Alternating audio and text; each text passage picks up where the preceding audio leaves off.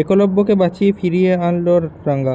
তো বন্ধুরা, রাঙামাটি তীরন্দাজের আগামী পর্বে আপনারা দেখতে পাবেন যে আহিরির হারানো চক্রান্ত উন্মোচন করলো পুলিশের সামনে রাঙ্গা, যেখানে অসুস্থ অবস্থায় একলব্যকে ফিরিয়ে আনলো রাঙ্গা, যেখানে একলব্যের অবস্থা খুবই খারাপ ছিল, কিন্তু রাঙ্গার দেখাশোনাতে একলব্য ধীরে ধীরে সুস্থ হয়ে পড়ে।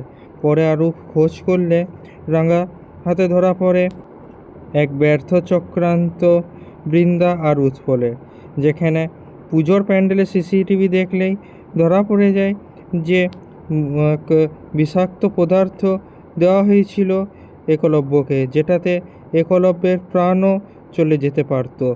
যদিও রাঙ্গার দেখাশোনায় সুস্থ হয়ে গিয়েছে একলব্য, ডাক্তারের কাছেও ধরা পড়ে যে একলব্যকে বিষাক্ত পদার্থ দেওয়া হয়েছিল। প্রচণ্ড রাগে সম্মুখীন হয় রাঙ্গা বৃন্দার সঙ্গে, যেখানে দুজনের মধ্যে চরম সংঘর্ষ হয়, যেখানে রাঙ্গার চোখে বৃন্দার প্রতি রাগ লক্ষ্য করা যায়, যেখানে পরে পুলিশের হাতে তুলে দেয় বৃন্দা আর উৎপলকে রাঙ্গা। তো বন্ধুরা, কী লাগছে এরপর কি আবার নতুন চক্রান্ত করবে জেল থেকে বেরোনোর জন্য বৃন্দা, না এবার সুখী জীবন পাবে একলব্য আর রাঙ্গা? বলুন আমাদের কমেন্টে। আমাদের ভিডিওটা লাইক করুন, আমাদের চ্যানেলটা সাবস্ক্রাইব করুন এরকম আরও আপডেটসের জন্য।